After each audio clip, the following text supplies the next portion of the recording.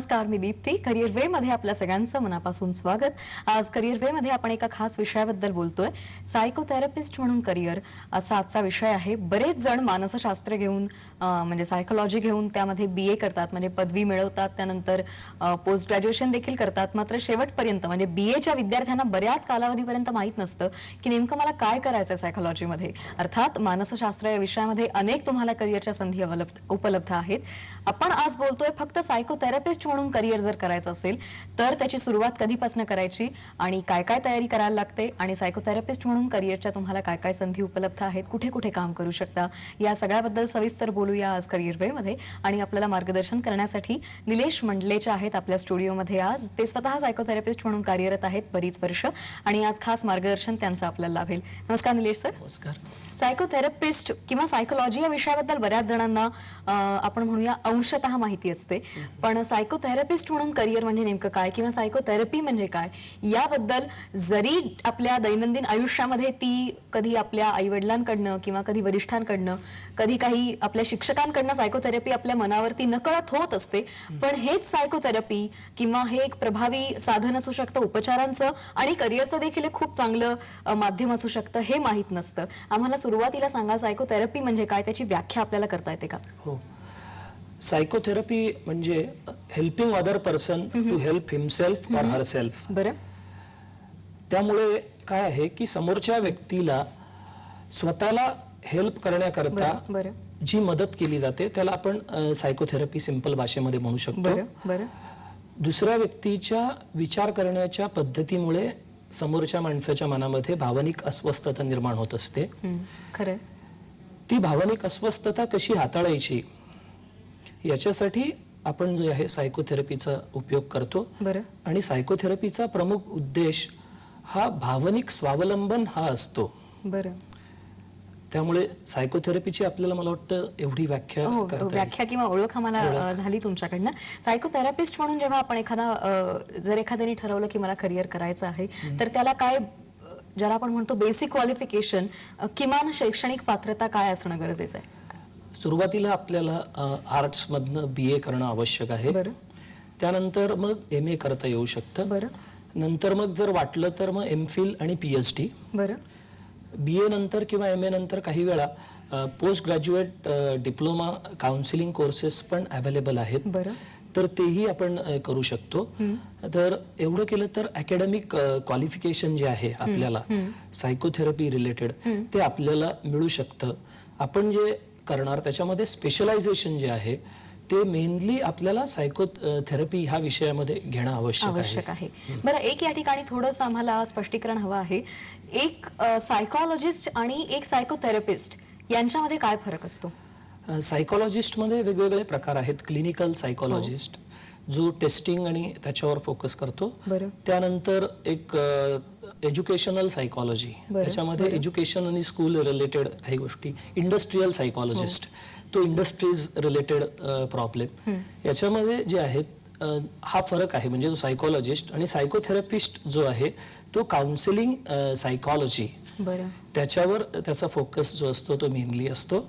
आणि त्याच्यामधनं मग तो नंतर सायकोथेरपीचा अभ्यास करून नंतर सायकोथेरपिस्ट हा बनू शकतो. म्हणजे पदवी अभ्यासक्रमामध्ये समजा एखाद्याला सायकोथेरपिस्ट व्हायचं असेल तर त्यांनी पदवीच्या वर्षाला काउन्सिलिंग सायकोलॉजी असा ज्याला आपण म्हणूया स्पेशलाइज्ड विषय घेणं गरजेचं आहे. हो, काउन्सिलिंग सायकोलॉजी जर घेतलं तर आपण ते निश्चितपणे करू शकतो. हे झालं शैक्षणिक पात्रतेबद्दल निलेश सर. एक काही म्हणजे इतर आपण ठिकाणी इंजिनिअरिंग किंवा ह्या इतर ज्या आपल्या करिअरची फील्ड्स असतात त्याच्यामध्ये एक खास बऱ्याचदा असं दिसतं की यंत्रांशी निगडीत काम असतं त्या व्यक्तींचं, पण इथे you are dealing with human beings, माणसांशी तुम्हाला संवाद साधायचा आणि किंबहुना त्याहीपेक्षा महत्वाचं म्हणजे त्यांच्या मनांशी किंवा त्यांच्या विचार प्रक्रियेशी तुम्हाला जुळवून घ्यायचं असतं. म्हणून काही अंगभूत गुण असणं गरजेचं आहे का? म्हणजे अशाच विद्यार्थ्यांनी वळावं सायकोथेरपिस्ट म्हणून करिअर हा फार अतिशय महत्वाचा प्रश्न तुम्ही विचारला. मुळात माणसांच्या समस्यांमध्ये आपल्याला इंटरेस्ट असणं, माणसांना मदत करण्यामध्ये आतून ती कळकळ असणं ही फार महत्वाची गोष्ट आहे. त्यामध्ये आणखी काही गोष्टी आहेत. म्हणजे भावना समजून घेणं समोरच्या व्यक्तीच्या. ह्या भावना समजून घेत असताना समजा मी समोरच्या व्यक्तीच्या जागी असतो तर मला काय वाटलं असतं आणि मग त्या पद्धतीने त्या व्यक्तीला मार्गदर्शन करणं, पहिल्यांदा भावना समजून घेणं. खरंय. आपल्याला दोन गोष्टीमध्ये इथे फरक करावा लागतो. एक आहे एम्पथी आणि दुसरं आहे सिंपथी. एम्पथी म्हणजे भावना समजून घेणं, सिंपथी म्हणजे सहानुभूती. सिंपथीमध्ये काय होतं की आपण वाहवत जातो त्या गोष्टीमध्ये. म्हणजे समोरचा व्यक्ती रडायला लागला तर आपणही रडणार. तर या ठिकाणी एम्पथीमध्ये काय आहे की आपण एक रॅशनल डिटॅचमेंट ठेवून देखील आपण समोरच्या व्यक्तीच्या जागी आपण स्वतःला ठेवून त्या व्यक्तीच्या ज्या काही भावना आहेत त्या समजून घेतो. ही झाली पहिली गोष्ट. त्यानंतर दुसरी गोष्ट जी आहे ती म्हणजे नॉन जजमेंटल ऍटिट्यूड. म्हणजे काय की माझी मूल्यव्यवस्था जी आहे किंवा मी ज्या काही गोष्टींमध्ये बिलीव्ह करतो त्या गोष्टी समोरच्या माझ्या क्लायंटवर न लादणं. जी काही व्यक्ती समोर आलेली असेल, समजा आता एखादा 10वीचा विद्यार्थी आला माझ्याकडे, तो म्हणाला की मी प्रेमामध्ये आहे एका मुलीच्या आणि माझ्या त्याच्यामुळे लक्ष लागत नाहीये अभ्यासावर. तर मी त्याला म्हटलं की बाबा हे काय, हे सगळं चुकीचं आहे, हे काही वय आहे का तुझं अभ्यासाचं, म्हणजे हे काही आता प्रेम करण्याचं वय आहे का. तर म्हणजे मी काय करतोय की माझ्या मनामध्ये प्रेम कधी करावं याच्याबद्दलच्या काही कल्पना आहेत.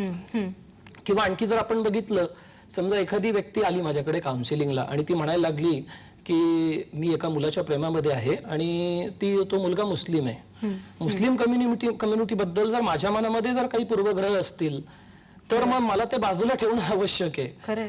त्यानंतर किंवा समजा एखादी व्यक्ती आली काउन्सिलिंगला, एक स्त्री आली, ती म्हणायला लागली की मी अमुक अमुक कंपनीमध्ये काम करते आणि मी माझ्या बॉस बरोबर बाहेर गेले होते, माझं लग्न झालेलं आहे, 2 मुली आहेत आणि आमचे शारीरिक संबंध आले तिकडे बॉस बरोबर.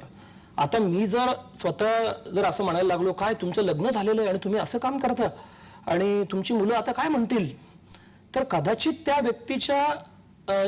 ती व्यक्ती एक्सप्लॉइट केली जात असेल कामाच्या ठिकाणी, किंवा कदाचित त्या व्यक्तीच्या मॅरेजमध्ये काय प्रॉब्लेम आहे त्याच्यावर देखील फोकस आपण करू शकणार नाही. किंवा सुरुवातीचं जे आपण पहिलं उदाहरण बघितलं मुलाचं, तर त्या मुलाला खरोखर तो डिस्टर्ब असू शकतो शाळेच्या याच्यामुळे, त्याला कशी मदत करावी, तो मुलगा पुढे बोलणारच नाही माझ्याशी. किंवा जे दुसरं उदाहरण बघितलं प्रेमाचं, त्या मुलीच्या बाबतीमध्ये ते जे काही तिच्या किंवा त्या प्रियकराच्या नात्यामध्ये काही प्रॉब्लेम आहे म्हणून ती मला सांगते काही गोष्टी. पण माझा जर असा जजमेंटल अप्रोच असेल तर समोरची व्यक्ती जो आहे तो प्रॉब्लेम पुढे सांगणारच नाही. म्हणजे थोडक्यात सांगायचं झालं तर समोरची व्यक्ती पहिल्यांदा सायकोथेरपिस्टची लायकी टेस्ट करतो आणि मगच आपल्या मनातली जी गुपितं असतात ती उघड करतो. मग ह्यासाठी लायक सायकोथेरपिस्ट होण्यासाठी तुम्हाला बाकीचं जे थिअरिटिकल नॉलेज आहे ते तुम्हाला पुस्तकांमधनं किंवा जे काही अभ्यासक्रम अवेलेबल आहेत त्यामधनं दिलं जाईल. पण जे प्रॅक्टिकल नॉलेज किंवा एक उत्तम सायकोथेरपिस्ट म्हणून करिअर करण्यासाठी जे काही गुण आवश्यक आहे, तुम्हाला व्हॅल्यूज आवश्यक आहेत, त्या तुम्हाला स्वतः एकतर डेव्हलप करणं गरजेचं आहे किंवा असतील तर अतिउत्तम. बरं, फोन यायला सुरुवात झाली, आपण फोन घेऊया. एक उमरखेडून आपल्याला फोन आहे सुधीर यांचा. नमस्कार सुधीर. नमस्कार, बोला. सायकोथेरपी मध्ये 12वी नंतर कोणता डिग्री कोर्स आहे का? 12वीला आहात का? नाही, मी 12वीत आहे. बरं बरं. डिप्लोमा. हॅलो, छोटे डिप्लोमा आणि डिग्री कोर्स बद्दल माहिती. बरं, डिप्लोमा आणि डिग्री दोन्ही कोर्सेस बद्दल 12वी नंतर आपल्याला ग्रॅज्युएशन कंप्लीट करणं आवश्यक आहे. त्यानंतर डिप्लोमा जे आहेत, डिप्लोमा कोर्सेस, तिकडे डिप्लोमा किंवा पोस्ट ग्रॅज्युएशन इन सायकॉलॉजी तिकडे ते जाऊ शकतात 12वी नंतर. पदवी घेण्यासाठी काही खास विषय घेणं गरजेचं आहे? म्हणजे अर्थात पदवीला सायकॉलॉजी घेतलेलं चांगलं. तरी काय आहे की आज जर बघितलं आपण समाजामध्ये ह्या विषयाची गरज प्रचंड आहे. वर्ल्ड हेल्थ ऑर्गनायझेशनच्या म्हणण्याप्रमाणे गेल्या काही काळातच आता जगामध्ये डिप्रेशन हा नंबर 1चा प्रॉब्लेम होणार आहे. आणि ऑस्ट्रेलियामध्ये तर आजची परिस्थिती अशी की एव्हरी 3rd ऑस्ट्रेलियन हा काहीतरी मनाला स्वस्थ ठेवण्यासाठी औषधं घेतोय. म्हणजे एका बाजूला एवढं फ्रीडम आणि एका बाजूला पैसा आणि सगळ्या गोष्टी असून देखील माणसं अनहॅपी का आहेत एवढी? तर मग हॅपीनेस म्हणजे नेमकं काय याचाही कुठेतरी आपल्याला विचार करणं गरजेचं आहे. आणि या करिअरमध्ये माझ्या मते तुम्हाला आधी तो हॅपीनेस म्हणजे तो सुखाचा सदरा मिळतो आणि त्यानंतर तुम्ही दुसऱ्यांनाही तो कसा शोधायचा त्यासाठी प्रयत्न करू शकता. आपण आणखी बोलूया याबद्दल, आणखी बरेच जाणून घ्यायचंय. मात्र ब्रेक घेऊया या ठिकाणी. छोट्याशा ब्रेक नंतर भेटतोय. तुम्ही पाहत राहा करिअर वे.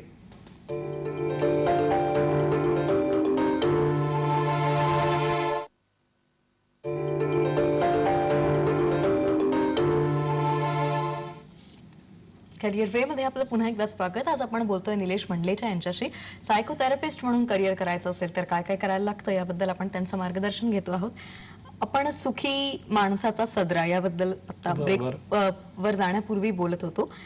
हे शोधायचं कसं स्वतः आधी आणि त्यानंतर त्याची जाणीव एकदा स्वतःला झाली की त्याचा फायदा इतरांना कसा करून द्यायचा? जे काही संशोधन झालेले आहेत त्याच्यामध्ये जर माणसाला हॅपी राहायचं असेल तर दोन गोष्टी आवश्यक आहे. पहिली गोष्ट, माणसाच्या मूलभूत गरजा पूर्ण व्हायला हव्या. अन्न, वस्त्र, निवारा. अगदी. त्या गरजा पूर्ण झाल्यानंतर अशी आपण गॅरंटी नाही देऊ शकत की माणूस आनंदी राहू शकतो किंवा हॅपी राहू शकतो. दुसरी गोष्ट, जीवनाकडे बघण्याचा योग्य दृष्टिकोन तो असणं आवश्यक आहे. तो जर नसेल तर मग आपल्या मूलभूत गरजा पूर्ण होऊन देखील माणूस हॅपी राहू शकत नाही. हे ऑस्ट्रेलियाचं उदाहरण किंवा वेस्टर्न कंट्रीजचं उदाहरण बघितल्यानंतर आपल्याला लक्षात येतं. आणि मग एका गरजेतनं दुसरी गरज आपोआप निर्माण होत राहते. आणि फक्त मेडिसिन घेणं हा काही उपाय नाहीये. मेडिसिनमुळे येणारे साईड इफेक्ट ते पण आहेत. म्हणजे आनंदी राहण्याकरताची माणसं हल्ली जो काही हे आहे, त्यामुळे काय आहे की आपला दृष्टिकोन आणि विचारसरणी बदलणं सायकोथेरपीच्या माध्यमातून स्वतःला आनंदी राहण्याकरता I think that is very important. बरं, ठीक आहे. एक फोन घेऊया आणखी आपण. योगेश यांचा पुढे फोन आहे आपल्याला अंमळनेरहून. नमस्कार योगेश. हॅलो मॅडम, नमस्कार. बोला. मला प्रश्न असा होता की म्हणजे सायकोमध्ये पुढील संधी कुठल्या उपलब्ध आहे? त्याचबद्दल बोलतो योगेश आपण. सायकोमध्ये सायकोलॉजीमध्ये इन जनरल त्याला विचारायचं होतं. आपण एक ब्रीफली सांगून टाकूया सगळ्यांना थोडक्यात की सायकोलॉजी या विषयामध्ये जर तुम्ही शिक्षण घेतलं तर पुढे काय काय करता येतं? सायकोलॉजीमध्ये जर आपण करिअर केलं तर आपल्याला सायकोथेरपी मध्ये जर करिअर केलं तर आज जर बघितलं तर प्रत्येक फॅमिलीला आज काउन्सिलिंगची गरज आहे. म्हणजे त्या रिलेटेड जर बघितलं तर आपण त्या गोष्टीला प्रचंड स्कोप आहे. आणि एखाद्या करिअरला स्कोप निर्माण करण्याकरता आपण स्वतः किती एफर्ट्स घेतो. अगदी खरं आहे. That is very important. मार्केटमध्ये स्कोप जबरदस्त आहे. म्हणजे खूप शॉर्टेज आहे इनफॅक्ट. त्यामुळे हा जो स्कोप आहे तो आपल्याला मला वाटतं स्वतःच्या प्रयत्नांमधनं जर क्रिएट केला तर त्याला अनलिमिटेड स्कोप आहे. मी जसं म्हणालो की प्रत्येक फॅमिलीला आता काउन्सिलरची गरज असणार आहे यापुढे. पण मग काउन्सिलर्सच्या कामाचं स्वरूप कसं असतं? म्हणजे त्यांनी एखादं स्वतःचं क्लिनिक स्थापन करायचं असतं किंवा सुरुवातीला कुणाच्या हाताखाली ट्रेनी म्हणून काम करायचं? काय आहे की एकदा कोर्स केल्यानंतर म्हणजे आपलं अकॅडमिक कम्प्लीट केल्यानंतर जी वेगवेगळी स्वतःला वेगवेगळ्या सायकोथेरपीज आहेत त्या सायकोथेरपीमध्ये स्वतःला ट्रेन करणं. फक्त एका सायकोथेरपीमध्ये नाही तर आपण 3-4 सायकोथेरपीमध्ये ट्रेन असणं आवश्यक आहे, जेणेकरून आपल्या क्लायंटला आपण चांगला रिझल्ट देऊ शकतो. ओके. काही वेळा काय होतं की काही जण फक्त एकच याच्यावर फोकस करतात, त्यामुळे मग त्यांना उपचाराला येणारं यश जे असतं जे क्लायंटला देतात त्याला मर्यादा पडतात. पण जेव्हा आपल्या भात्यामध्ये जर 3-4 आता उदाहरणार्थ सांगायचं झालं तर एक विवेकनिष्ठ मानस उपचार पद्धती आहे सायकोलॉजीमध्ये, त्यानंतर ट्रान्झॅक्शनल अनालिसिस, गेस्टॉल्ट सायकोथेरपी, अशा वेगवेगळ्या सायकोथेरपीज आहेत. जर अशा आपण कमीत कमी 3 याच्यामध्ये जर मास्टरी मिळवली तर आपल्या क्लायंटला आपण खूप चांगला रिझल्ट देऊ शकतो. आपण समोरच्या व्यक्तीला रिझल्ट कसा देतो त्याच्यावर तो क्लायंट आपल्याकडे परत येईल की नाही आणि आणखी क्लायंट्स आणेल की नाही ते अवलंबून असतं. बरं, ठीक आहे. आणखी एक फोन घेऊया आणि आणखी बोलूया आपण. महेश यांचा फोन आहे पारोळ्याहून. नमस्कार महेश. महेश बोला. महेश नमस्कार. महेश नमस्कार, ऐकू येतंय का? नाही, काही कारणामुळे संपर्क आपला तुटला आहे. आपण असं धरून चालूया की मी एखाद्याने कोर्स कंप्लीट केला आणि त्यांनी ट्रेनी म्हणून कामाला सुरुवात केलेली आहे. साधारण किती काळ ट्रेनी म्हणून काम करायचं किंवा अंदाज कसा घ्यायचा की आता मी स्वतःच्या पायावरती किंवा स्वतःवर मी एक क्लिनिक चालवू शकेन? Very good question. सुरुवातीला आपल्याला सायकियाट्रिस्ट बरोबर असोसिएट होणं गरजेचं आहे काही काळ, ज्याच्यामधनं आपल्याला अनुभव येऊ शकतो.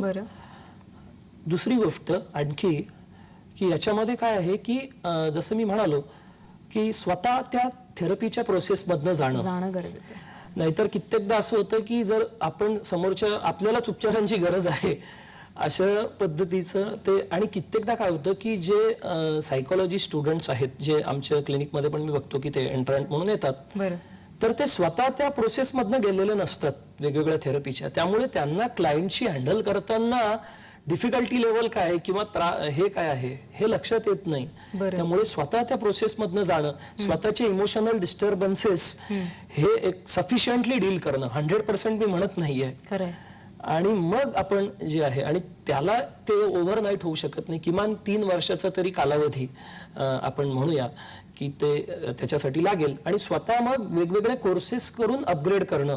आज जे आपल्या अकॅडमिक जे एज्युकेशन आहे सायकोथेरपीचं, त्याच्यामध्ये काय की थेरॉटिकल अंडरस्टँडिंग ही जास्त आहे. बरं, माझा हा प्रश्न पुढे येणारच होता, कारण असं बऱ्याच अभ्यासक्रमांच्या बाबतीत जाणवतं की कोर्समध्ये किंवा अभ्यासक्रमाचा जो भाग असतो त्याच्यामध्ये पुस्तकं आणि त्याच्यामधली लेक्चर्समध्ये दिलं जाणारं ज्ञान आणि तुम्ही जेव्हा स्वतः खरोखर व्यवसाय किंवा नोकरी करायला बाहेर पडता तेव्हा तिथे तुम्हाला वापरावं लागणारं ज्ञान याच्यामध्ये तफावत असते. तर तितकं ते अद्ययावत ज्ञान आहे का किंवा पुरेसं ज्ञान अभ्यासक्रमांमध्ये दिलं जातं का?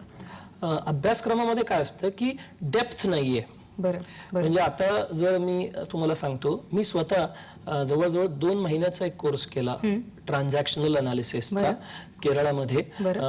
तर म्हणजे काय, त्यानंतर रॅशनल इमोटिव्ह थेरपीचे पण मी 7 ते 8 माणसांकडनं ती जाऊन शिकलो, स्वतः त्या प्रोसेसमधनं गेलो. म्हणजे त्या अभ्यासक्रमानंतर देखील ह्या वेगवेगळ्या जे काही कोर्सेस आहेत सेल्फ डेव्हलपमेंट किंवा सायकोथेरपी रिलेटेड, ते करत राहणं, त्या रिलेटेड वाचन करणं. त्यानंतर इंटरनेटवर हल्ली आपल्याला ऑडिओ व्हिडिओज अवेलेबल आहेत त्या रिलेटेड, आणि सायकोथेरपिस्टच्या ट्रेंड सायकोथेरपिस्टच्या ऑब्झर्वेशन मध्ये असणं. म्हणजे आपण थेरपी करताना काय चुका होत आहेत आपल्याकडनं तेही आपल्याला कळू शकतं, आणि मग आपण सायकोथेरपिस्टच्या डेफिनेटली करिअरकडे जाऊ शकतो. बरं, ठीक आहे. एक फोन घेऊया आणखी. सुयोग आपल्याशी बोलतायत संगमनेरहून. नमस्कार सुयोग. नमस्कार मॅडम. बोला. मला विचारायचं आहे की सायकोथेरपिस्ट हा आपला विषय चालू आहे, तर ते साधारण जर आपण सायकोथेरपिस्टचा डिप्लोमा कोर्स करायचा ठरला पोस्ट ग्रॅज्युएशन मध्ये, तर त्याला किती खर्च लागतो, आणि तो जर पूर्ण केला तर कोणत्या ज्या संस्था आहे सायकोथेरपिस्टच्या त्यामध्ये आपल्याला जॉब मिळू शकेल का नाही? बरं, ओके. नोकरीसाठी तुमचा प्रश्न आहे आणि अर्थात पोस्ट ग्रॅज्युएट डिप्लोमा. आपण दोन्ही प्रश्नांची उत्तरं त्यांच्या घेणार आहोत. सोयक तुमच्या प्रश्नांची उत्तरं तुम्हाला मिळतील, मात्र ब्रेक नंतर भेटूया. तुम्ही पाहत राहा करिअर वे.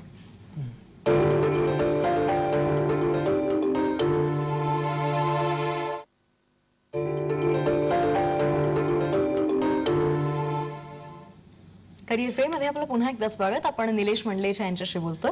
सायकोथेरपिस्ट म्हणून करिअर करायचं असेल तर काय काय करायचं? आपल्याला सुयोग यांचा फोन आला होता ब्रेकवर जाण्यापूर्वी. त्यांचे 2 प्रश्न होते. एक म्हणजे पोस्ट ग्रॅज्युएट डिप्लोमा कोर्सेस आहेत का आणि कुठे आहेत? पोस्ट ग्रॅज्युएट डिप्लोमा कोर्सेस आहेत मुंबईमध्ये. जर तुम्ही म्हणाला तर मुंबई विद्यापीठामध्ये, बरं, त्यानंतर SNDT मध्ये आहे, बरं, त्यानंतर सायन्सला SIS मध्ये पण पोस्ट ग्रॅज्युएट डिप्लोमा कोर्सेस आहेत. बरं, आता ते संगमनेरहून बोलत होते आपल्याशी. मग काही डिस्टन्स कोर्सेस आहेत का? हो, डिस्टन्स कोर्सेस पण आहेत. अण्णामलई युनिव्हर्सिटी जी आहे, मद्रास युनिव्हर्सिटी, म्हणजे ज्या व्यक्तींना खरोखर माणसांमध्ये इंटरेस्ट आहे, पण तो इंटरेस्ट त्यांना समजा नंतर कळला, म्हणजे त्यांनी वेगळी साईड घेतली, समजा आर्ट्सच्या पेक्षा वेगळंच, तर मग त्या व्यक्तींसाठी डिस्टन्स एज्युकेशन जे आहे त्याच्या माध्यमातून पण ते देखील करू शकतात. हे मी त्यांना मुंबई विद्यापीठाचे काही बोललो. आता तिकडे जे विद्यापीठ आहे संगमनेरशी रिलेटेड, त्या विद्यापीठामध्ये पण डेफिनेटली हे कोर्सेस आहेत आणि ते असतात. बरं, डिप्लोमा आणि डिग्री दोन्ही स्वरूपाचे कोर्सेस अवेलेबल असतात. त्यांचा दुसरा प्रश्न होता की तुम्ही नोकरी जर करायची असेल, बरोबर, तर नोकरी कुठे करू शकतो आपण? एक सायकोथेरपिस्ट म्हणून आपण कोर्स पूर्ण केला तर? आता कसं आहे की जागतिकीकरण झालेलं आहे. डिग्री आणि नोकरी हे जे अगोदरचं समीकरण होतं ते आता कुठेतरी बदलायला लागलंय. त्यामुळे सुरुवातीला आपल्याला आपले टॅलेंट आणि स्किल हे बाहेर प्रूव्ह करावं लागतं. मग ते जर आपण प्रूव्ह केलं आणि मेहनत घेतलेली असेल तर ह्या क्षेत्राला प्रचंड डिमांड आहे. म्हणजे ही फक्त नॉट ओनली दिस, पण दिस इज ऍप्लिकेबल टू दुसऱ्याही करिअर्सला. त्यामुळे ती जी गोष्ट आहे की याला डिमांड प्रचंड आहे. म्हणजे त्यामुळे त्या स्वतःच्या मेहनत घेण्याच्या याच्यावर ते अवलंबून आहे. आणि आपल्याकडे हा विषय नवीन आहे अजून.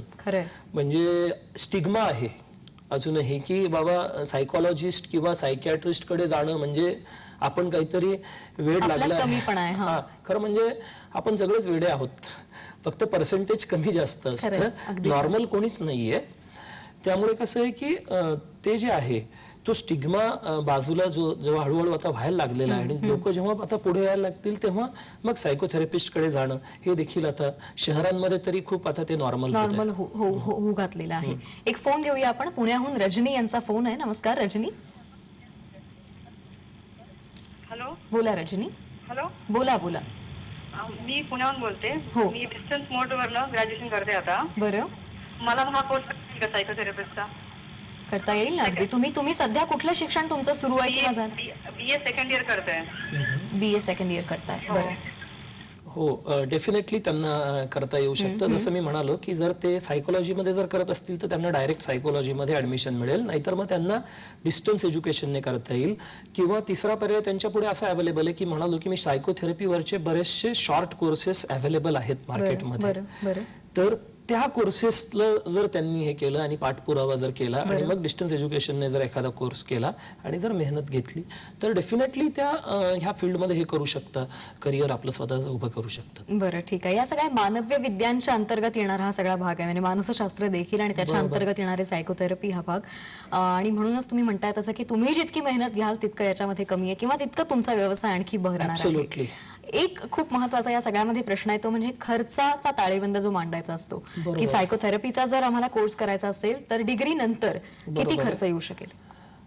काय आहे की डिग्री नंतर साधारण फीस जी आहे, जर आपण फी स्ट्रक्चर जर म्हणालो ते 20,000 ते आहे वार्षिक. वार्षिक फी जी आहे, त्यामुळे तो एक खर्च आपल्याला धरून चालावा. बरं, ठीक आहे. कार्यक्रमाचा समारोप करायचा आहे. सायकोथेरपिस्ट म्हणून करिअर करू इच्छिणाऱ्यांसाठी असं काही खास सल्ला ज्याला आपण म्हणतो निरोपासाठी शॉर्ट अँड स्वीट काही? हो, म्हणजे एकतर आपण अकॅडमिक क्वालिफिकेशन घेतल्यानंतर स्वतःला या फील्डमध्ये वेगवेगळ्या कोर्सेस करून स्वतःला सतत डेव्हलप करणं, अपग्रेड करणं. अलीकडे जे इंटरनेटचं जे माध्यम आहे त्याच्या माध्यमातून हे करणं, डेव्हलप करणं स्वतःला. आणि सायकोथेरपीच्या रिलेटेड ज्या काही संस्था आहेत वेगवेगळ्या म्हणजे आहेत, जशा Bombay psychological association, Bombay psychiatric society, counsellors association of India, ह्या रिलेटेड ज्या काही संस्था आहेत त्यांचं मेंबर होणं आणि मग त्या माध्यमातून देखील आपलं स्वतःचं जे स्किल आहे ते अपग्रेड करत राहणं हे तितकंच महत्वाचं आहे. ठीक आहे. कार्यक्रमाचा आपण इथे समारोप करतोय, पण तुम्ही इथे आलात आणि इतकं सुंदर मार्गदर्शन आम्हाला केलं त्याबद्दल करिअर वेच्या वतीने आभार. मीही आपलं आभार मानतो. धन्यवाद. Thank you sir. करिअर वे मध्ये आज इथेच थांबतोय. उद्या देखील भेटूया 4:30 वाजता करिअर वे मध्ये एका वेगळ्या करिअरच्या संधींचं मार्गदर्शन घेण्यासाठी. ताज्या बातम्यांसाठी तुम्ही पाहत राहा झी 24 तास.